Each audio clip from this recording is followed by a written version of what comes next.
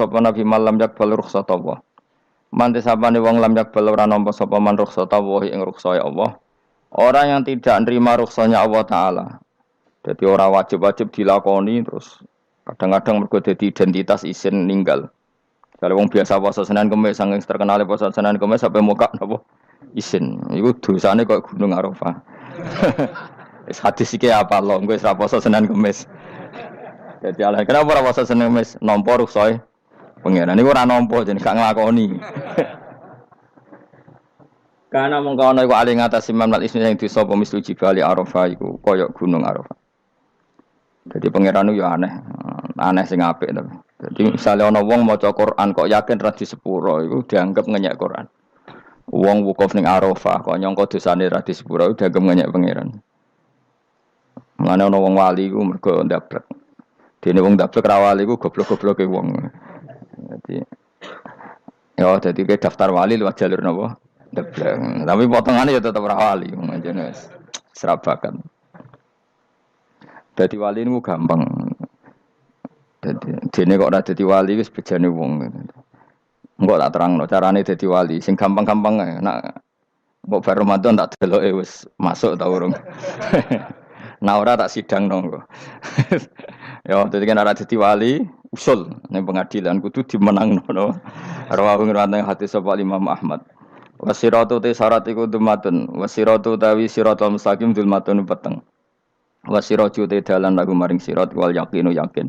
Wa te kang yakin tahqiqu tasdiki iku benerno barang sing tasdik. Tahqiqu tasdiki iku tahqiq dalam benerno. Maksudnya kamu punya otoritas pemikiran yang akurat.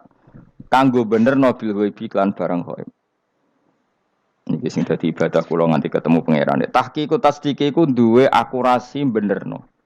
Bil ghaibi lan barang ghaib. Carane bi izalati kulli ghaibin kelawan ngilangno saben-saben sing dadekno kemamangan. Bi izalati kulli ghaibin kelawan ngilangno saben-saben barang sing dadekno kemamangan. Pun kula baleni saking awal wal maqalatur rabi'ah kula terangno ya. An-Nabi Bakrin Siddiq radhiyallahu anhu dawe az-zulumatu khamsun. Dawe Abu Bakar kegelapan itu ada 5. Mergo Abu Bakar wong saleh, nek kegelapan yo luwih akeh. Dadi ora pati apal nek jumlahe akeh ora pati apal. Roe muk pira? 5. Nah, zaman akhir ora trimo 5 ribuan napa? Ribuan. Nomor 1 hubud dunya. Seneng dunya. Seneng dunia macam-macam, seneng pangkat, seneng apa saja yang tidak mengantarkan ke akhirat. Iku darani napa? Dunia atau apa saja yang murahan iku darani dunia. Kalau terangno definisi dunia. Dunia kata dana ya dunuan. Ana sing ulama nasrib sangka dania terus ditakhfif hamzah dadi daniah. Daniah terus ditakhfif hamzah dadi ya daniyah. Daniyah terus ngikuti wazan fu'la jadi dunya. Jadi anggar barang sing hina iku jenenge napa? Dunya. Utawa barang sing dekat iku jenenge dunya. Mergo maknane dunya iku saiki, dana iku maknane dekat. Akhirat nanti. Srungokno wae kok kowe suwe-suwe paham.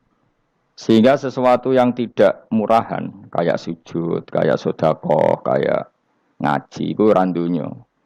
Ini kesaksian akhirat. Sehingga ketika Ibnu Khaldun niku Allah itu ngeritik dunia ya yang perlu dikritik. Bahkan kadang akhirat pun dikritik pangeran. Swarga pun kadang dikritik pangeran. Nak waya perlu dikritik. Karena ada konteksnya. Ada apa? Konteksnya. Misalnya begini. Saya punya kitab namanya Khilyatul Auliya atau Baqatul Asfiya. Saya sampai sekarang belajar kitab itu terus. Ini sekitar 14 jilid. Ini kitab Induan Ikhya. Saya berkali-kali ngomong di mana-mana. Imam Ghazali dalam hal manaqibul akhyar, sejarah orang-orang pilihan itu nginduk kitab nama Khilyatul Auliya itu 14 jilid. Dalam ilmu tasawuf beliau nginduk kitab jenis Qutil Qulub, ini karangannya Abu Thalib Al-Makki. Dalam fikih tentu beliau nginduk gurunya Imam Haromen. Dan memang kitab itu harus nginduk, kalau tidak namanya mukhtarik, bikin-bikin. Memang syaratnya ulama harus muttabi, dia hanya pengikut, tidak boleh kreasi. Kalau kreasi namanya bid'ah, bid'ah. Kalau terang, di situ ada cerita ada seorang sufi bodoh ngeritik dunia entek ngamal. Dunia wis ora ono benere, dunia ku nggon batang, pokoke dunia ku jifah batang. Sing berebut batang ya siap-siap rebutan mbek asu, pokoke ngomong wis tok ndi-ndi. Sayyidina Umar itu agak tersinggung dengan makalahnya orang sufi yang bodoh ini. Ya rata-rata orang sufi memang bodoh. Kecuali gelem ngaji fikih. Setelah ngomong ngalor ngidul dunia ku swelek terus dekne biasa lah wong sufi terus milih dhewean terus orang lakoni popo, ngerti-ngerti lesu. Kok mangan wae lesu. So, orang sufi kan gitu. Singkat cerita terus Umar agak marah tapi beliau masih bisa mengendalikan diri terus kata beliau, "Sal sayyidah." Sal hadas sayyid. Kamu tanya hadas sayyid, maksudnya sayyid dalam bahasa dulu itu ya orang terhormat. Dalam bahasa zaman era itu maknanya sayyid itu masih apa? Sadat maksudnya bukan Habib, bukan. Kalau dalam bahasa Arab dulu itu memang kalau Habib itu ya Nabi, kalau Sayyid Sadatus Sufia itu belum pasti maknanya apa? Habib ya, tokoh-tokoh yang diikuti dalam apa? Makalahnya, dalam apa? Makalahnya. Terus kata Ubay bin Ka'ab, dan ini menurut saya benar sekali, dan kamu harus mengikuti Ubay bin Ka'ab. Dia adalah termasuk 6 sahabat yang dipuji Nabi min ahlil Quran, apa? Yang dipuji Nabi min ahlil apa? Quran. Kata Ubay bin Ka'ab, lalu Anda masuk surga karena apa? Lalu Anda masuk neraka karena apa? Lalu Anda dapat ridho Allah karena apa? Kamu itu bisa masuk surga lihadidar karena kenangan di rumah ini, maksudnya karena dunia ini. Karena sujud kamu, karena kebaikan kamu. Itu di mana? Allah mereferensi amal kamu ya di dunia ini. Kamu masuk surga karena sujud kamu di dunia ini. Nanti masuk neraka karena keangkuhan kamu di dunia ini. Fahadi dunya mi'yar. Dunia ini adalah takaran. Semua referensi Tuhan tentang akhirat itu merujuk kelakuan kita apa? Di dunia. Sehingga kalau kamu masuk surga selamanya lama, itu ya karena kebaikan kamu di dunia. Maka jangan kritik dunia ini. Karena dunia itu mahalu sujudika, mahalu ruku'ika, mahalu pokoknya dia marah-marah. Sehingga semenjak itu kata Ibnu Khaldun, orang tahu dunia yang dikritik adalah dari madatul kalimah dani'ah. Suatu yang murahan. Apa? Yang murahan. Sehingga kalau misalnya orientasinya itu kebesaran li'ilai kalimatillah, maka itu tidak termasuk dunia. Dan yang suasananya akhirat tapi motifnya adalah kasal, kemalasan, itu yang benar-benar dunia. Makanya Imam Syafi'i sering kritik tasawuf itu sampai usisati tasawuf alal kasal. Ilmu tasawuf itu basisnya itu karena pemalas. Karena tadi misalnya begini, ini contoh paling gampang. Zaid itu di daerah pinggiran di mana Islam itu minoritas. Terus dia ingin kaya raya supaya bisa bikin masjid atau bikin komunitas Islam. Atau dia ingin jabat jadi lurah supaya nggak ada pelarangan orang sholat karena dia yang punya otoritas bikin aturan. Atau kalau mungkin skup lebih besar dia ingin jadi bupati supaya daerah situ familiar dengan Islam karena pejabatnya Muslim. Itu tidak dunia karena semua orientasinya untuk mengawal sujud, mengawal kebenaran. Tapi kalau kamu di daerah pinggiran, kemudian milih dhewean, kabeh kersane pangeran, sithik-sithik kersane pangeran, terus kamu meninggalkan aktivitas dakwah. Itu yang dunia, karena motivasi kamu adalah al-kasal, males dari mewarnai buminya Allah ini dengan sujud. Ini yang banyak orang sufi salah paham. Makanya orang sufi harus ngaji fikih. Bendekne roh, dielingno wong alim, wong fikih nak kitmanul ilmi ku haram. Kitmanul ilmi haram. Menyimpan ilmu itu haram. Tidak memberi kontribusi dalam proses orang sujud adalah haram. Tidak memberi pencerahan pada umatnya Nabi adalah haram. Menikmati keasikan eling pangeran dewi adalah haram. Dia harus diingatkan gitu terus. Kalau enggak, itu bahaya bagi agama ini. Makanya dulu itu enggak ada orang sufi yang enggak ngaji ulama fikih. Sekarang kebalikan, malah wong sufi darani fikih mau kulit dekne wis tok hakikat, sembrono. Oh tak tobat tenan nak ketemu aku. Itu bahaya, paham seperti itu tuh bahaya. Karena sekarang itu sufi itu jadi identitas kesalehan. Jadi yang rumah kome sufi koyo sak dhuwure ahli napa? Fikih. Itu bahaya. Karena tadi sufi itu akan ngeritik dunia sepedas-pedasnya.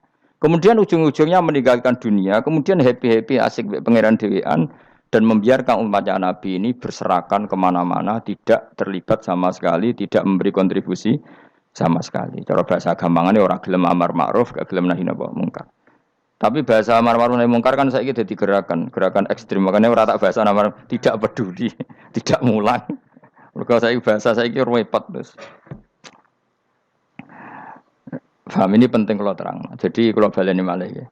Sing dimaksud dunya ketika dikritik pangeran iku dunya sing sangka kata sesuatu sing murahan, sing enteng, sing nafsu. Iku jenenge napa?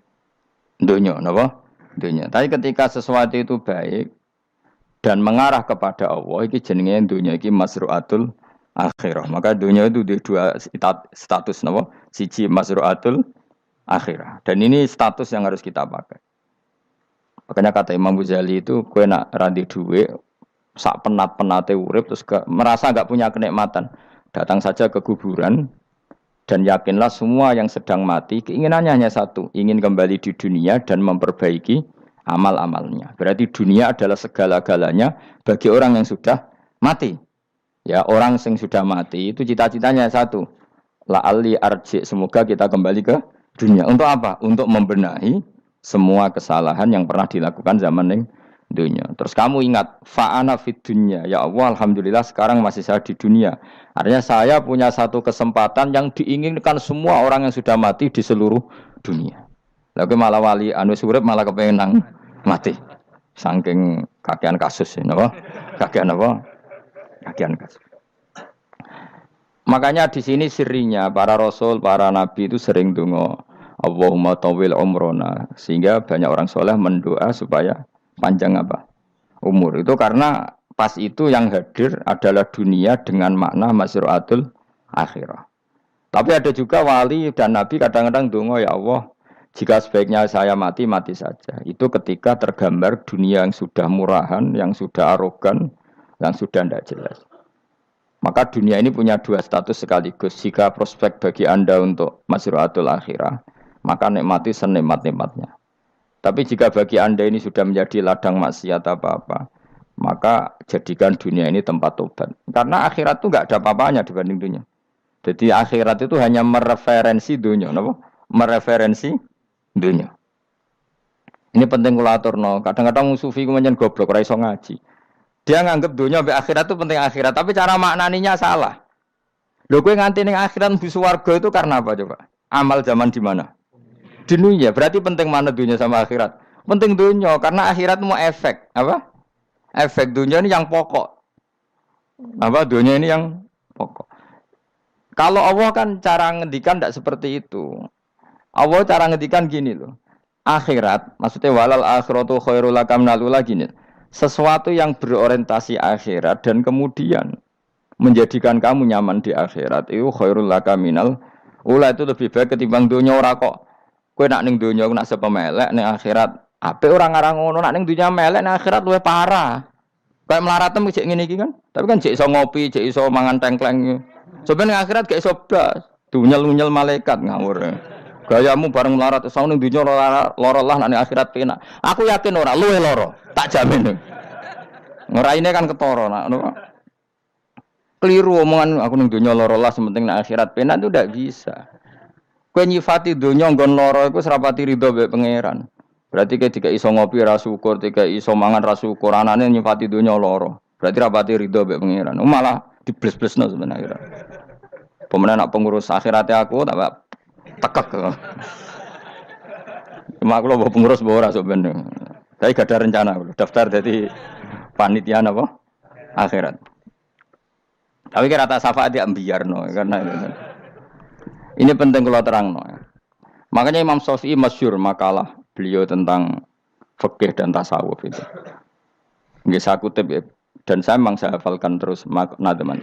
Faqihan wa sufiyan fakun laisa wahida fa inni wa haqqu wa iyyaka ansahu. Terus kata beliau mensifati orang fikih fa hadza qasin lam yazuk qalbuhu tuqa wa hadza jahulun kaifadul jahli yasluhu. Itu masyhur. Di dunia ini identitas di dunia kita, dunia ulama itu hanya dua. Kalau enggak sufi ya faqih. Kamu jangan jadi salah satu. Faqih adalah orang sing qasin, itu qalbuhu qasin, hatinya itu keras, atine atos. Lam jadu qalbuhu tuqas, gak ditakwa blas. Wong faqih ora ditakwa blas, gak diempati blas. Tapi orang sufi itu wahada jauh ini malah geblek blas, malah parah meneh. Sing sitok atas atine sitok geblek dari Imam Syafi'i. Kena protes berarti Imam Syafi'i coba protes aku. Kenapa begitu? Misalnya gini orang fikih. Kalau bapak nyontohkan tuh gini. Orang fikih itu punya aturan. Misalnya kalau ruko tidak begini nggak sah. Sujud kalau nggak begini nggak sah. Sholat kalau tidak begini nggak sah. Oke, aturan itu baik. Tapi punya keangkuhan berpikir. Misalnya ada orang desa terbelakang, misalnya di pedalaman Gunung Kidul, Kulon Progo. Ada orang yang ditobatkan orang-orang sufi. Orang sufi itu ya sing rodok goblok-goblok itu, misalnya nobatkan. Enak wae wong fakir melok nobatno tapi tahu-tahu bilang ini sholatnya enggak sah, rukuknya enggak sah. Fatihahnya enggak sah. Jare sing sufi, wasem maneh nobatno ora iso salat apa ora disahno. Si sufi ya goblok pisan. Ketika ngawal si ajudannya tadi sholat, enggak dikawal. Sehingga banyak aliran di Jawa sholat ala kali Jogo ya ono Fatihah mau meneng tok. Si tok sujud tok. Jadi ini si tok atas hati ini ora gelem bina tapi muni rasa. Si tok goblok ora tahu nerusno pembinaan. Akhirnya ya mandek ning satu kesalahan dan diwaris ya bergenerasi-generasi. Makanya kata Imam Syafi'i itu sitok goblok, sitok atas hati ini. Jadi kamu jangan jadi salah satu itu. Makanya kamu aman karena kamu tidak sufi ya, tidak fakih. Makanya nggak masuk, nggak masuk yang dikritik Imam Syafi'i. Kamu sufi ya ndak, fakih ya ndak. Makanya kalau Imam Syafi'i ngeritik itu, tapi alhamdulillah saya tidak dua-duanya. Ya ndak sufi, ndak fakih. Karena orang sufi itu kalau ditelusuri itu memang kesalahannya terlalu banyak. Kecuali dia mau ngaji fikih. Kenapa? Kecuali dia mau ngaji fikih. Kayak tadi misalnya, sampai Imam Syafi'i zaman itu duka yang menghentikan usisat tasawuf alal kasal. Ilmu tasawuf itu dibina. Itu berdasar kemalasan. Loh, saya punya teman sufi banyak. Saya ini kiai loh. Punya teman sufi banyak. Teko ning nggon kula, Gus, donya wis rusak, sementing sakniki wis ngatah-ngatahno istighfar. Memangnya kita bisa diistighfari pangeran, disepuro pangeran ketika kamu orang alim ndak mulang? Memangnya kowe iso disepuro pangeran ketika kowe sugih zakat? Memangnya kowe iso disepuro pangeran wis kere ra nyapu masjid teko Jumatan, bareng rokoke diusep-usep ning pojok masjid bar mulai. Enak wae. Ana keran coplok wis dibarno. Memangnya kamu bisa jadi orang miskin seperti itu kemudian dimaafkan Allah? Ndak bisa. Kamu harus terlibat dalam proses salat. Wis kere ya urun gawe keran, misale ra ngono ya urun masjid ya nyapu-nyapu, sing sugih urun dhuwit, sing alim urun mulang. Kok enak? Dunia bangga rusak terus kabeh dhewean. Menengi sampean ke dhewean neraka ora tak baturi ya ngono. Ndak bisa, sufi seperti itu ndak bisa, tuh kriminal. Malah Imam Syafi'i dalam satu makalah kowe esuk tasawuf, awan wis rondok ngene. Saking ekstrimnya beliau. Nah, kenapa Imam Ghazali muji orang sufi? Kitab-kitab Risalah Kusyirah muji orang sufi itu sufi-sufi sing koyo kowe. Sufi-sufi yang belajar fikih, napa? Sufi-sufi yang masih mau belajar fikih. Kok enak? Jadi sufi itu maknanya sidik-sidik. Zaman wis rusak itu tidak seperti itu. Nak rusak ya amanat pengiran kon melok dandani. Nah, ketika ra kena didandani sebetulnya enggak masalah, kan ada alternatif. Misalnya gini, ada mobil rusak enggak bisa dipakai. Memangnya mobil hanya itu. Kan ada mobil yang lain itu jenis fakih. Ini enggak, kamu punya pemimpin hanya 2 atau 3 lah biar enggak nyindir. 3 atau 4 lah. Ketika 4 ini orang ini gagal, seakan-akan Indonesia gagal. Memangnya Indonesia hanya punya orang 4 itu, goblok sekali kita berpikir gitu. Segoblok-gobloknya apa? Memangnya Indonesia itu milik siapa? Kenapa kamu menggantungkannya sama 1-2 orang, 3-4 orang? Gampang aja cari alternatif. Terus, tapi kan harus lewat pemilu. Kau jangan ngenteni pemilu 5 tahun cepat. Mustafa Rohin jokno jadi calon presiden. Nak kemen dadi negara tahlil. Karena dek Devi ya, apa ngomong ekonomi ya ora iso. Ngomong wisata ya haram, ngomong budaya ya haram. Ngomong badan usaha milik negara ya ora roh dene. Lamun langsung dibagi-bagi. Tapi kelirunya kita selalu begitu. Ketika kecewa sama pemimpin, seakan-akan dunia ini tergantung pemimpin itu. Mana ada dunia ini dipasrahkan sama makhluk oleh Allah. Dunia ini milik Allah, nggak pernah dipasrahkan makhluk. Bahkan kiai mati pun nggak ngefek pada agama. Dulu sahabat meninggal agama jalan, wali songo orang-orang pilihan meninggal agama jalan. Karena Allah tidak ridho dunia ini, agama ini, dunia maupun agama dipasrahkan sama seseorang. Allah yang mengurus dunia ini. Apa nak konglomerat mati terus wong melarat kabeh? Ndak kan? Apa nak wong soleh mati terus wong bejat kabeh? Ndak. Allah yang mengurus agama ini, mengurus dunia ini. Saking goblokem, nak ono kecewa mbek makhluk itu. Terus ya Allah, terus seakan-akan dunia ini runtuh. Ono pegatan sakake saiki ora ono sing lanang. Banyak orang pegatan terus untuk bojo luwih apik. Bojone mati sing wedok malah makmur akeh to ora. Makanya pangeran anggap manusa iku entek-entekan. Allah nate ngendikan gini masalah pegatan. Unik ngendikan pangeran. Ya rondok manekno wong pegatan. Wa iya tafarraqa yughnillahu kullam min saati. Kamu tidak usah takut dalam suami istri itu bercerai. Wa iya tafarraqa jika dua suami istri bercerai, yughnillahu kullam min saati, bahkan satu-satunya per satu dari kedua mempelai ini bisa dikasih lebih kaya. Banyak enggak wong pegatan terus akhirnya lebih makmur? Dan kenangannya untung pegatan Mas dhisik aku untuk bojo sing dhisik wis aduh selemu goblok. Enggak sing lanang karena bosen dijudisi yang nuntung saya gitu bojo konak bojoku sing dhisik. Banyak enggak orang pegatan kemudian kenangannya itu baik sama yang sekarang. Dengan yang lalu mau gerutu tok. Banyak enggak? Banyak. Dulu kita punya pemimpin yang cakap, yang otoriter. Zaman itu pun di demo. Coba kita ini kan mulai dulu anggar di pemimpin di demo. Mereka cek urip pantas di demo kan es mati di go kelangenan. Kelakuan kok ngono. Mulai dhisik nganti saiki. Kiai juga gitu, zaman urip dikerwiti, kok bareng mati kiai penggantinya dikritik ora koyok kiai dhisik. Iku ora ya coba 66 Pak Karno dikritik, orde baru diurus gitu tuh. Nabi yang ngono mangsamu presiden tok. Nabi ku kan mukjizat iku ngaji.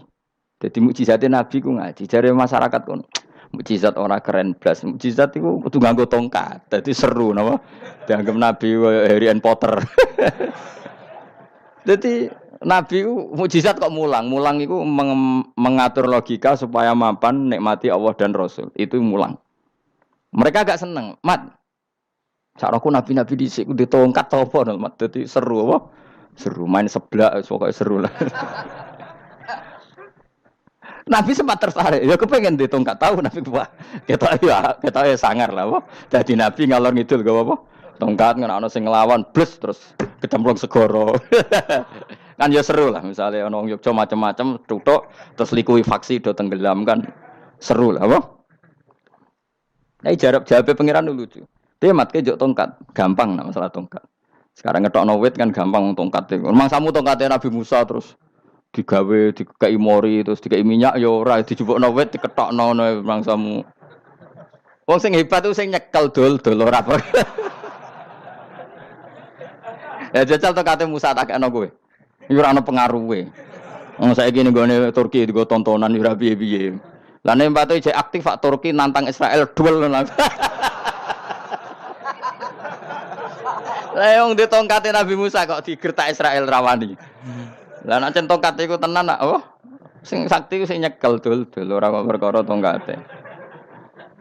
Nah cara wae dhisik sono HP Nabi Musa ya luar biasa cara itu. Akhirnya Nabi Muhammad itu sempat kepengen. Jawabnya pangeran unik. Awalam yakfuru bima utia Musa min qabl. Mat kok gak eling. Apa zaman Musa nggo tongkat wong terus do iman.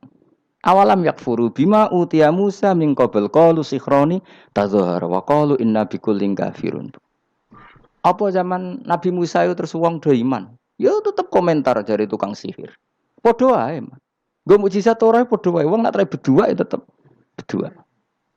Zaman Pak Karno sing tukang ngeluh ya ngeluh, zaman Pak Harto tukang ngeluh ya ngeluh, zaman Mega sing tukang ngeluh sampai saiki sing tukang ngeluh ya wis nggo kegiatan. Kiai yang ngono. Kadang ada kiai saiki misalnya Surabaya zaman Mbak Arwani, Mbak Zubair. Memangnya zaman Mbak Arwani wong kudus ngaji kabeh. Mangsaku ya kelakuane wis ngono-ngono wae. Misale kula ya kadang ya wong komentar. Gus Bae ora koyo zaman Bandur Salim. Lah aku wis dididik bapak, zaman Bandur Salim apa wong ya ngono. Engko bapak zaman Bandur Sam apa ngono sampai zaman Basunan Bunang misal. Ayo jajal. Masa wong Yogya misalnya, saiki ora kaya zaman Bali Maksum Mbah Munawir. Memang zaman iku wong ngaji kabeh. Ya ndak juga kan, sak rohku kiye nak ngaji sing ngaji wong ngono-ngono iku pancet wong iku. Itu pengalaman. Mulane ketika Nabi Muhammad kemudian dimujizat karo Nabi Musa jabe pangeran awalam yakfuru bima utiya Musa min qabl. Apa zaman Musa terus do iman mat. Padha wae nggo masuk go tongkat ngalor ngidul ya. Biasa wae mat. Gak usah mujizatan mulang wis enggak ada. Lho kula lho memetawani pangeran mukjizat kok sangkare Musa. Kula mboten purun. Ya perkara kok malah lucu.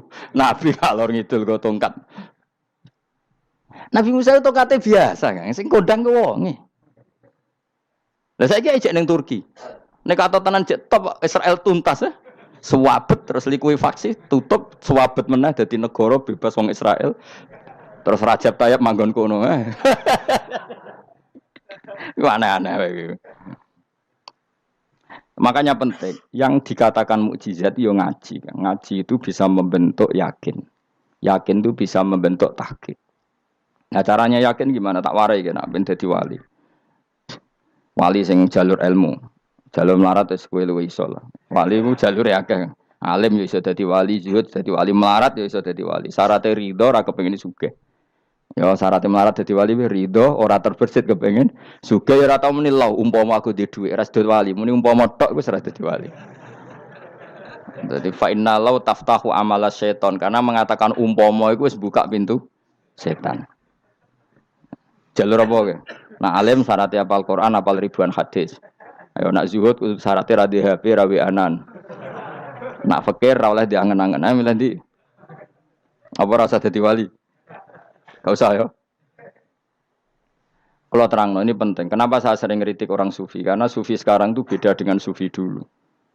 Di Jawa Timur itu keluarnya para kiai ya gitu. Kalau ada orang ikut torekoh tertentu, terus gak gelem ngaji takrib. Akhirnya linge pangeran suwengi tapi sesucine keliru.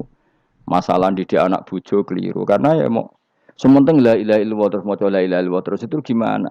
Kalau kita iman sama Allah, ternyata iman dengan aturan-aturan Allah. Misalnya kita seneng cawe dok, terus mbok sebut jenenge tok, kono njuk wedak ra mbok kei, njuk mangan ra mbok kei. Terus kamu tidak mempelajari sing disenengi pacaran ku apa?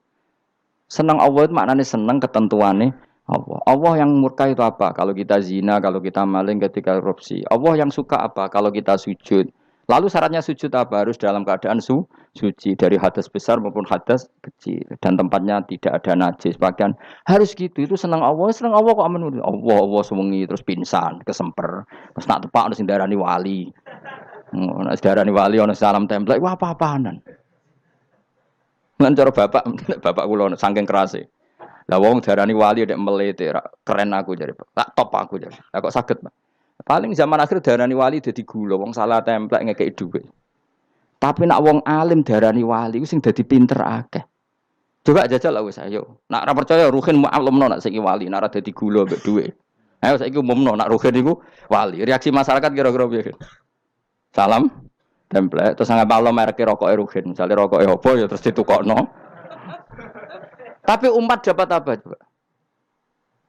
Tapi ketika orang terkenal alim, umat dapat banyak karena bisa ngaji, carane sesuci piye, carane zakat, piye yang wajib zakat apa saja, carane dekat. Tapi saya gak wali kalah mbek apa wong alim kalah mbek wali. Kulo niki diceritani Gus, kulo nek wong alim Gus, jejer mbek wong terkenal wali kuwi harus salaman beda nih. Ya akhirnya melarat tuh salam. Maksudnya salaman kok ono maknane ning Jawa Timur. Ora usah diterangno maknane opo. Wah kere. Wah kowe padha wae wong alim kok kasut to. Dekne kok kasute perkara hasile iku. Iku ya sarap pisan padha wae. Sing kanca kula niku. Tapi sebenarnya kita harus jadi pelajaran. Kalau ingat Allah itu ingat aturan-aturannya Allah. Terus keling Allah suwengi terus piye? Allah bikin aturan, kamu sewengi ning masjid itu ketentuan fikihnya kayak apa? Kalau istri kamu sakit, anak kamu sakit, kamu wajib ngurmat anak bojo dan itu juga perintah Allah. Terus eling Allah dulu enggak ada zaman Nabi seperti itu. Nabi itikaf sewengi ning masjid mikir wiridan, ya mulang biasa. Wiridan sekadarnya habis itu Nabi yang ngajar biasa. Siapa yang tanya tentang haid, siapa yang tanya tentang ghanimah, siapa yang tanya. Jadi yas'alunaka 'anil anfal. Ketika mereka iskal, lalu ghanimah cara bagi gimana ya Rasulullah? Dibagi wa alamu annama ghanimtum min syai'in fa anlillahi khumusahu wal rasulullah 1/5. Ada yang tanya lagi, "Wa salunaka 'anil makhid." Istri saya cara ngakad tidak normal ya Rasulullah. Kadang-kadang over. Terus disebut itu istihadah apa? Ditanyakan. Ada yang kaya usul, ya Rasulullah duit kula kathah lalu tak kasihkan siapa? Ya salunaka madzayun fikun. Ora kok terus eling pangeran sungi-sungi terus do ngantuk, bariku keturu. Bariku makan-makan ora ono ngono. Coba, jika seseorang terkenal wali itu paling untung udekne. Ini bukan kritik kan. Memang harus dikritik. Sing kritik aku enak kowe kualat, kowe ra wali kok ngritik wali. Kowe cuma melok-melok. Karena apa? Kita ini syafaqatan di hadil ummah, kita kasihan umat ini mencintai kiai, kemudian tidak dapat apa-apa dari kiai itu. Caranya apa ya? Kita mulang. Makanya Rasulullah itu masyhur kan di sebuah hadis, sama cari di Muqaddimah Majmu', di Muqaddimah Ihya, hampir semua kitab ulama top itu menceritakan hadis ini. Nabi ke masjid, ada satu kelompok yang nangis-nangis ndonga, ada sekelompok yang mulang fikih. Mulang itu ya, iki halal, iki haram, iki salat begini enggak sah ini. Pokoknya mulang aturan-aturannya pangeran. Nabi ngadeg. Kemudian Nabi bilang gini, kilakuma ala khairin, dua kelompok ini sama-sama baik. Tapi apa yang terjadi? Amma haula fayatuna waha, mereka adalah kelompok-kelompok yang minta sama Allah, insya'a ajaba wa insya'al lah. Kalau Allah mengendaki ya disebadani, kalau ndak ya ndak. Tapi ini kelompok yang membicarakan hukum-hukumnya pangeran. Pasti Allah ridho. Wa innama bu'istu mu'alliman. Memang sing jenenge Nabi itu untuk mengumumkan halal haram. Maka Nabi terus ikut yang kelompok belajar tadi. Karena yang dikatakan coba Nabi diutus jadi Nabi itu apa? Saya tanya. Bikin aturan, caranya tawaf ke Ka'bah, aturan, caranya tawaf ke Ka'bah, aturan, caranya tawaf ke Ka'bah, aturan, caranya tawaf ke Ka'bah.